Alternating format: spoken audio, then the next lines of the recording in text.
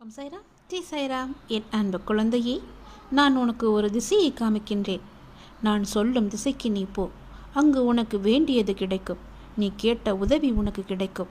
நீ தேடிக்கொண்டே இருந்தது அங்கு தான் இருக்கிறது. சீக்கிரம் செல், சீக்கிரம் போ. அங்கு உனக்கு சீக்கிரமாகவே அது கிடைக்கும். அதற்கு பிறகு உன்னுடைய வாழ்க்கையே சந்தோஷமாக மாறும். நீ இருக்கும் இடத்திலிருந்து கிழக்கு பக்கமாக சென்று பார். அங்கே இருந்து ஒரு 20 கிலோமீட்டர் தூரத்திலேயே உன்னுடைய வேண்டுதல், உன்னுடைய உதவி எல்லாம் கிடைக்கும். உன் நிமிடங்களை நான் பார்த்து கொண்டே இருக்கிறேன். உன் கஷ்டங்களை நான் உணர்கிறேன். நீ உன் மனதில் வைத்து புழுங்கி அதை நினைத்து நீ கதறும் போது என் மனம் துடிக்கின்ற துணிப்பானது எப்படி என்று வார்த்தைகளால் சொல்ல முடியாது. உனக்கான விஷயங்கள் நிச்சயம் உன்னை வந்தடையும். அவசரப்படாதே. நமக்கு இது கிடைக்குமோ நடக்குமோ என்று எண்ணாதே. நிச்சயம் உனக்கு நல்லதே நடக்கும். நீ மற்றவர்களுக்கு நல்லதுதான் நினைக்கிறாய். கர்மா என்றதால் அது வேறு கோணத்தில் நிகழ்கிறது. அதனால் நீ கவலை கொள்ளாதே. உன் மனதை நான் அறிவேன். நீயும் உன் வாழ்க்கையும் என் பொறுப்பு. நான் கவனித்துக் கொள்கிறேன். உனக்கான பாதையாய் நான் இருந்து உன்னை அதில் என் கைப்பிடித்து நடக்கச் செய்வேன். உன் அம்மாவாக அப்பாவாக நான் துணை நிற்பேன். உனக்காக நான் இருக்கிறேன். அப்படி இருக்கும்போது ஏன் இத்தனை கலக்கம்? உன் மனதை புரிந்து கொள்ளும் சக்தி படைத்தவன் நான் மட்டுமே. எத்தனை விஷயங்களை அதற்குள் புதைத்து கொண்டு நானும் சந்தோஷமாக இருக்கிறேன் என்று வெளியில் சிரித்த முகத்துடன் காட்சி கொடுக்க எவ்வளவு நேரமாகும்? என்னிடம் வந்து உட்கார். உன் மனக்குமரல்களை எல்லாம் என்னிடம் மட்டுமே சொல். உன் தந்தையாகிய நான் இருக்கும்போது நீ இப்படி சோர்ந்து போகக்கூடாது.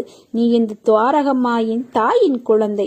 உன்னை என் இதயத்தில் வைத்து பாதுகாத்து கொண்டிருக்கிறேன். ஏனென்றால் நான் உன் தாய். தாயை தவிர தன் குழந்தையின் அசைவை யாராலும் உணர்ந்து கொள்ள முடியாது.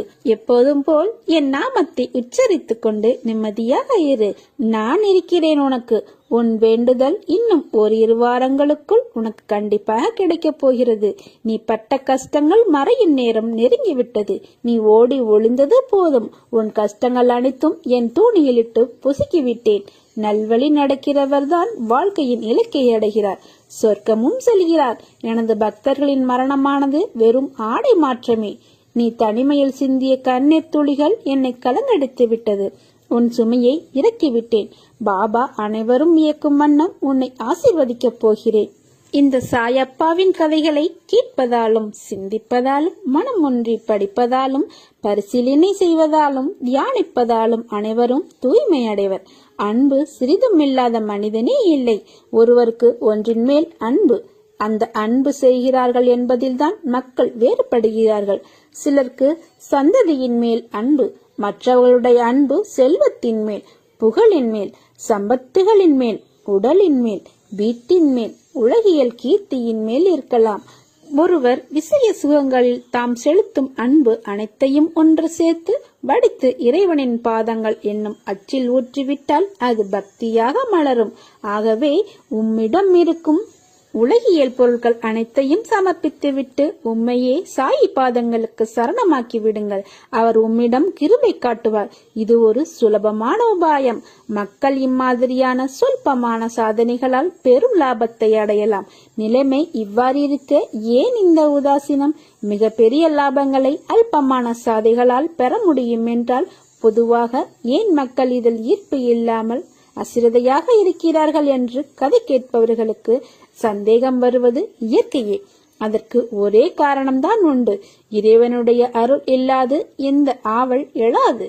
இறைவன் அருள் செய்ய விரும்பி முகம் மலர்ந்து விட்டால் கதை கேட்க வேண்டும் என்னும் விருப்பமும் ஆவலும் உடனே எழும். ஆகவே சாயியை சரணடையுங்கள். இறைவன் உங்களுக்கு அருள் புரிவான். இக்கதையை கேட்க வென்ற விருப்பம் ஆவலும் எழும். சுலபமான ஆன்மீக சாதனையை அடைந்தவர்கள் ஆவீர்கள் நீங்கள். குரு சரித்திரத்தின் சத் சங்கத்தை நாடுங்கள். உலகியல் சங்கிலிருந்து உங்களை விடுவித்துக் கொள்ளுங்கள்.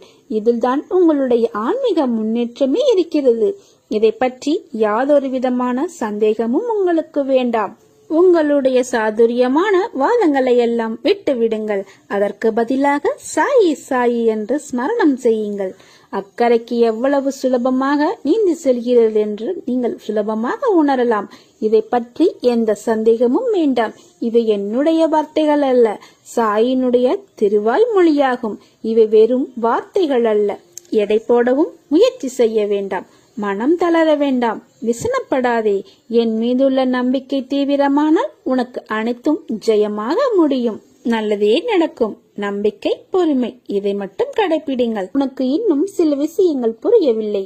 நீ மலை போல நினைத்திருக்கும் பிரச்சனைகள் அனைத்தையும் ஏற்கனவே தீர்த்து விட்டேன். எத்தனை முறை சொன்னாலும் நீ அந்த பயத்தில் இருப்பதால் தீர்ந்த பிரச்சனையை தீர வேண்டும் என தொடர்ந்து வேண்டிக் கொண்டிருக்கிறாய். பிரச்சனை என்று வந்துவிட்டால் ஒரே அடியாக பயந்து விடுகிறாய். இதை இப்போதே விட்டுவிடு. இனி வரப்போவதெல்லாம் உனக்கு வசந்த காலங்கள் மட்டுமே. வாழ்வில் எதையெல்லாம் நீ நிரந்தரம் என நினைத்துக் கொண்டிருந்தாயோ அவை நிதர்சனம் இல்லாத பொய்கள் என்பதை புரிந்து கொள்ளவே சோதனைகள் தரப்பட்டன. யாரை நம்பி நீ உன்னுடைய உடைமைகளை கொடுத்தாயோ அவர்கள் உண்மை இல்லாதவர்கள் என்பதை உணர்த்தவே பிரச்சனையில் உன்னை சிக்க வைத்தேன்.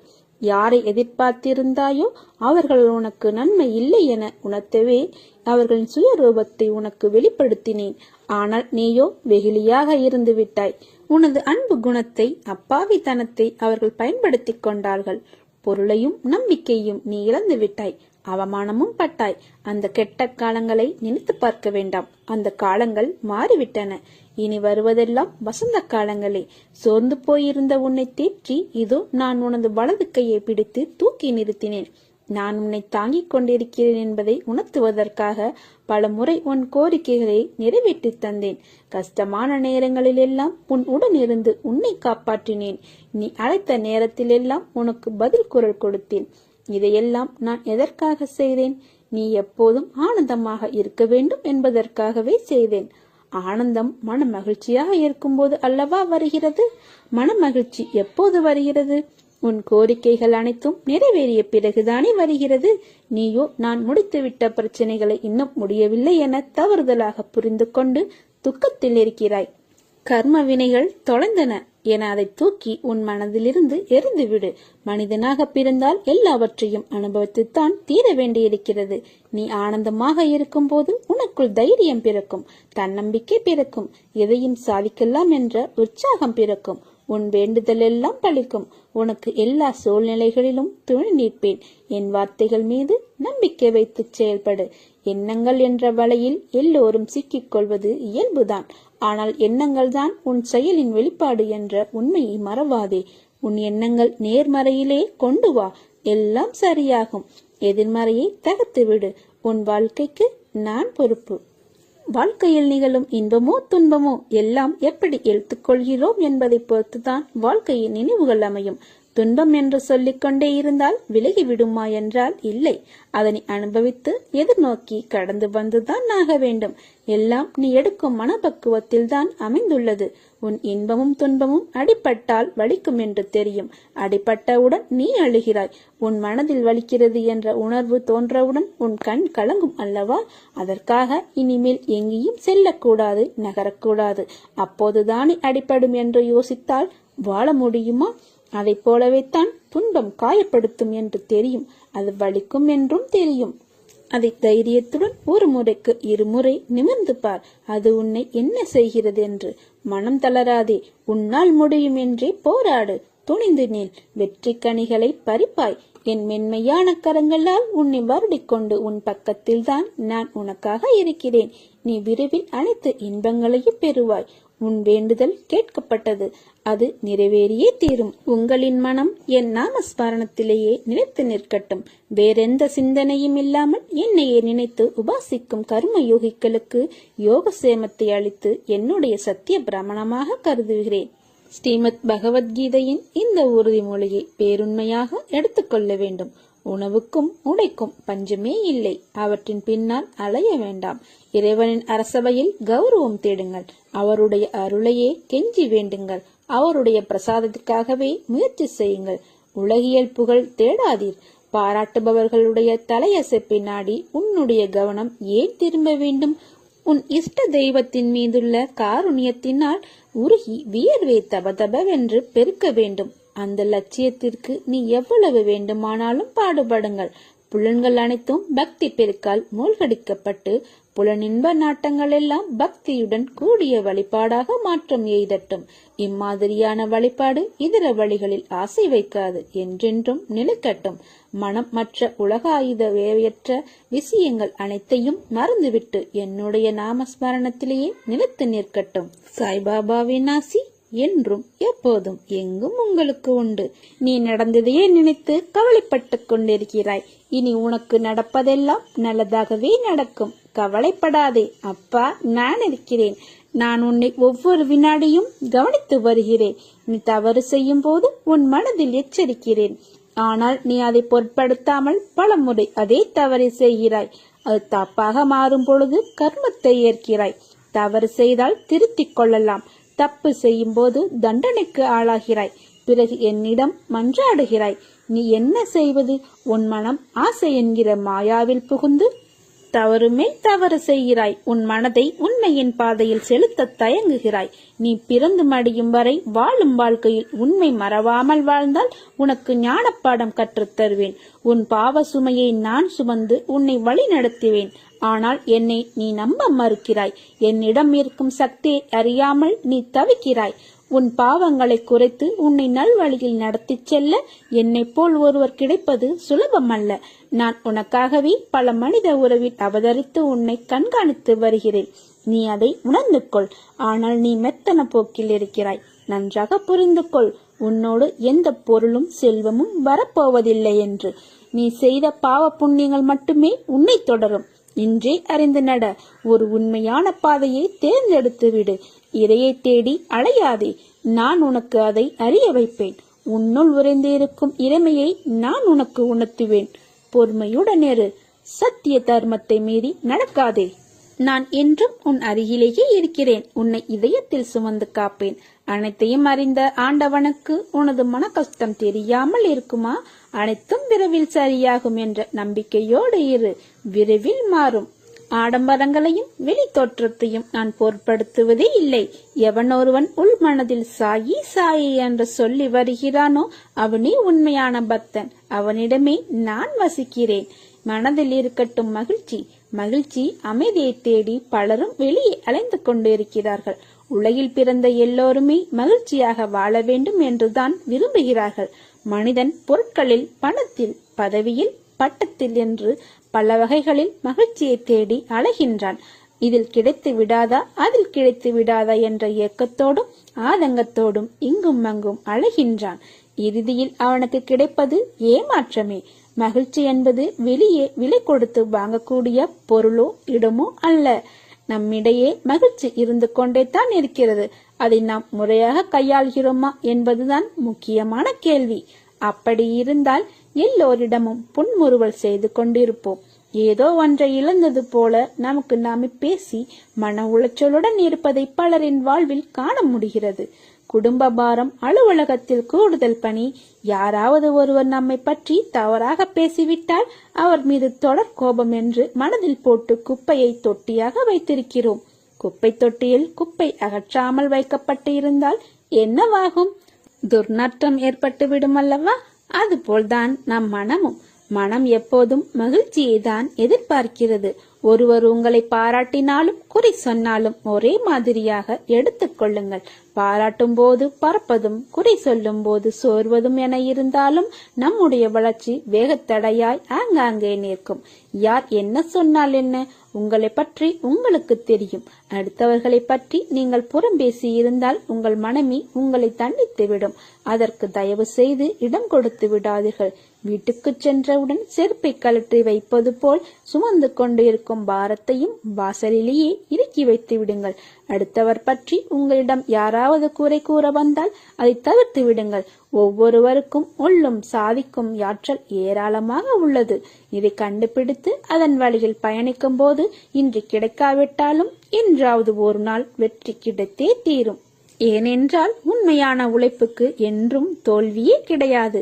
வரலாறு கற்றுக் கொடுக்கும் பாடம் இதுதான். எப்போதும் நீங்கள் மகிழ்ச்சியாக இருந்தால் எல்லோருக்கும் உங்களை பிடிக்கும். நண்பர்களே, மகிழ்ச்சி ஒவ்வொரு மனிதனின் கையிலும் உள்ளது. இதை உண்மையை மனிதன் எப்போது உணர்ந்து கொள்கின்றானோ அப்போது அவன் மகிழ்ச்சியாக வாழ்கிறான். அப்போது அவனது மகிழ்ச்சியை அவனிடமிருந்து யாரும் எடுத்துக்கொள்ள முடியாது. மகிழ்ச்சி வேறு எங்கும் இல்லை, நம்மிடத்தில் தான் இருக்கிறது. உறவுகள் தூக்கி எறிந்தால் வருந்தாதே, வாழ்ந்து காட்டு. உன்னை தேடி வரும் அளவுக்கு பாபாவையே நினைத்துக் கொண்டிருங்கள். புலன் அனைத்தும் மனமும் எப்போதும் இறைவனது வழிபாட்டிற்கே உரித்தாகப்படட்டும். வேறு எவ்வித பொருட்களிலும் எவ்வித கவர்ச்சியும் வேண்டாம். உடல், செல்வம், வீடு முதலிய வேறு எதை பற்றியும் மனது அலைந்து திரியாமல் எப்போதும் என்னை நினைத்துக் கொண்டிருப்பதிலேயே மனதை வளையமாக்குங்கள். அப்போது அது அமைதியாகவும் அடக்கமாகவும் கவலையற்றும் இருக்கும். நீ மகிழ்ச்சியாக இருப்பதை பார்ப்பதற்கே நான் உன்னுடன் எப்போதும் இருக்க விரும்புகிறேன். எப்பொழுதும் உன்னை கைவிட மாட்டேன். உன் எண்ணங்கள் அனைத்தும் நிச்சயம் நிறைவேறும். ஜீவராசிகள் எதுவும் மாயை வலையில் சிக்காமல் இருப்பதில்லை. இந்த பிரபஞ்சத்தில் நீ எதை விதைத்து அதன்படி வாழ்ந்தாலும் மாயை இடைத்தரகராக வந்து உன்னை அலைக்கழிக்கும். எல்லா காலகட்டத்திலும் மாயைக்கு இயற்கை துணையாக நிற்கும். நீ நல்லது செய்து கெட்டதாக முடிவதும், கெட்டது செய்து நல்லதாக முடிவதும் மாய சக்தியால் தான் நடக்கிறது. மாய சக்தி பிரபஞ்சம் முழுவதும் பரவி இருக்கிறது. உன் வினையை நீ அறுவடை செய்தாலும் நிகழ்காலத்தில் நீ வாழும் போது இடம், பொருள், ஏவலை பயன்படுத்தி உன்னை உயர்த்தவும் தாழ்வடையவும் செய்கிறது. இதை எதிர்கொண்டு தான் வாழ்ந்துதான் ஆக வேண்டும். நிகழ்காலத்தில் உனக்கு பல பாடங்களை கற்பிக்கிறது. இந்த மாயை வெல்வது எப்படி? மாயை வெற்றி கொள்ள அதிகப்படியான சகிப்புத்தன்மை, நம்பிக்கை, நீடித்த பொறுமை தேவை. கெட்டது உன்னை அடையும் போது வேகம் அதிகமாக உள்ளது. நல்லது நிதானமாக பயணித்தாலும் சோதனையை சந்திக்காமல் வெளிவராது. முடிவு நீ ஏற்கும் பக்குவத்தில் தான் உள்ளது. மனதார அதை ஏற்றுக்கொள். மனதில் எதையும் தாங்கி சோகத்தில் மூழ்காமல் அதனோடு பயணிப்பதை மாயை எதிர்கொள்ள சிறந்தது. வருவதை ஏற்று மனதில் வெறுமையை உருவாக்கி மனம் அமைதி பெறுவதே மாயையை வெல்வதாகும். நற்செயல் சிந்தனை உன்னை உயர்த்தும். மாயை உன்னை சுழல விட்டாலும் வெற்றியை அளிக்காமல் விடாது. உன் வினை உன்னை துன்புறுத்தி வேதனையில் அலையவிட்டாலும் அதை மனதார ஏற்றுக்கொள். இதுவே வினையை அறுக்கும். இறந்த காலத்தையும் எதிர்காலத்தையும் மறந்து நிகழ்காலத்தில் உண்மையாக வாழ். நீ செய்த செயலை நினைத்து அது தவறான செயல் இருப்பதை அறிந்து அதை மீண்டும் வராமல் பார்த்துக்கொள். தவறு செய்வது இயல்புதான், ஆனால் அதை மீண்டும் செய்யாமல் பார்த்துக்கொள். பிறர் உன்னால் படும் வேதனையே உனக்கு வினையாக தொடர்ந்து மாயையில் சிக்க வைக்கும். பொறுமை, நிதானம் அவசியம் தேவை. இதைவிட மிக பெரியது சகிப்புத்தன்மை. சகிப்புத்தன்மை கொண்டவன் மாயையை வென்று விடுகிறான். எனவே வாழ்க்கை பயணத்தை இனிமையாக்கி மாயையை வெற்றிக்கொள். உனக்கு எல்லா சூழ்நிலைகளிலும் நான் துணை நிற்பேன். என் வார்த்தைகள் மீது நம்பிக்கை வைத்து செயல்படு. வாழ்க்கையில் நீ உயர்ந்த நிலையை அடைவாய். வாழ்வில் என்றும் நாணயம் போல இரு பக்கம் இருக்கும். ஆனால் அதில் ஏதோ ஒன்றில்தான் நமக்கென்ற தேவைப்படும் பக்கம் இருக்கும். நமக்கான இடம் வரும் வரை நம் பக்கத்திற்காக காத்து கொண்டுதான் இருக்க வேண்டும். இந்த கணம் மிக கடினமாக தோன்றினாலும் அடுத்த கணம் மிக அதிக சுகமாக தோன்றக்கூடும். எனவே எந்த நேரத்திலும் வாழ்க்கையை வெறுக்கக்கூடாது. நம்பிக்கை மற்றும் பொறுமையை இழக்காமல் இருங்கள். உனது தோஷங்கள் விலக உன் விருப்பப்படியே உன் வசதிக்கு ஏற்றவாறு தானங்கள் செய். மங்களம் உண்டாகும். அனைத்தும் நலமாகும். பந்தயத்தில் பல குதிரைகள் வந்து கலந்து கொள்ளும். ஓடும் குதிரை மட்டும்தான் வெற்றியை பறிக்கிறது. பிறக்கும் மனிதர்கள் எல்லோருக்கும் வாழ்க்கை ஒன்றுதான். நம்பிக்கை கொண்டு முயற்சிப்பவர்க்கும் தான். மனிதன் எந்த மதத்தையும் பின்பற்றலாம், ஆனால் ஒரே ஒரு மதத்தை மட்டும் பின்பற்றக்கூடாது. அதுதான் தாமதம். என் திறமையை நீ தெரிந்து கொள்ளாமல் இருக்கிறாய். பிற உலகை நம்பி என்னை உதாசீனப்படுத்துகிறாய். அப்படி இருக்கையில் என் உதவி உனக்கு எப்படி கிடைக்கும்? நான் இருக்கிறேன் என்ற விஷயத்தை நீ மறந்து விடாதே. நீ இருப்பதையும் நான் மறக்க மாட்டேன். நம்முடைய இருவரின் அனுபந்தத்திலேயே நான் இருக்கிறேன். அதை தெரிந்து கொள். அது போதும். நான் உன்னை காப்பாற்றுகிறேன். எல்லாம் நன்மைக்கே என்று நம்பு. உன் நம்பிக்கையும் பொறுமையும் தான் வாழ்க்கையை வெற்றி என்னும் திசையில் பயணிக்க வைக்கும்.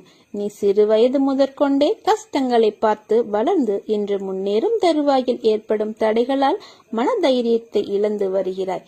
துவளாதே, உனக்கு துணையாக நான் வருவேன். உன்னை சிம்மாசனத்தில் அமர்த்தும் வரை உன்னை நான் தாங்குவேன். இது என் சத்திய வாக்கு. நீ என் அதிதீவிர விசுவாசி. நீ என்னுடன் மிகவும் நெருக்கமாக இருப்பதால் ஒவ்வொரு முறையும் நீ உன் கண்களை மூடும் போது என் இருப்பை நீ உணர வேண்டும். உன் ஆழ்மனதில் ஆழமாக பார். நான் உன் பெயரை அன்புடன் அழைப்பது உனக்கு கேட்கவில்லையா? நீ விரும்பும் போது காவி உடை அணிந்த 12 துறவிகள் உன்னை சுற்றி காவலுக்கு நிற்பதை காண முடியவில்லையா? உன் வீட்டிலோ அல்லது கோயிலிலோ தொடர்ந்து 14 நாட்கள் தனி தீபம் ஏற்றி வா.